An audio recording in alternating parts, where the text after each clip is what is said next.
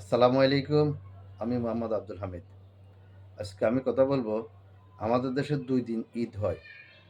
যেমন অনেক জায়গাতে ঈদ হয় সৌদি আরবের সাথে সম্পর্ক মিল করে, তারিখ মিল করে।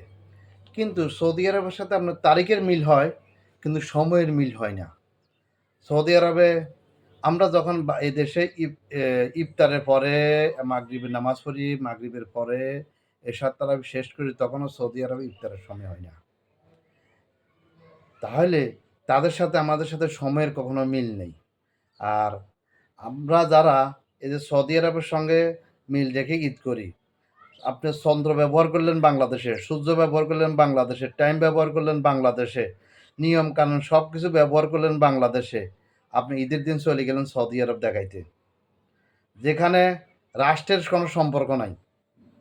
যদি রাষ্ট্রের সাথে সম্পর্ক যদি থাকতো, তাহলে রাষ্ট্রের স্বীকৃতি দিত, সবাই ওই দিনে ঈদ করতো।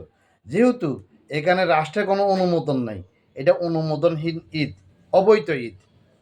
তাই এই ঈদ কি অবৈধ না বৈধ, সমস্ত জনগণের কাছে এবং জাতির কাছে, মুসলমান ভাইদের কাছে আমি জানতে চাই এবং বুঝতে চাই। এবং সরকারকে অনুরোধ করব, দয়া করে এই জিনিসটা জানে ঈদগুলি একই দিনে হয় সারা দেশে, যাতে ২ দিন না হয়। কিন্তু সৌদি আরবেও কিন্তু ২ দিন ঈদ হয় না।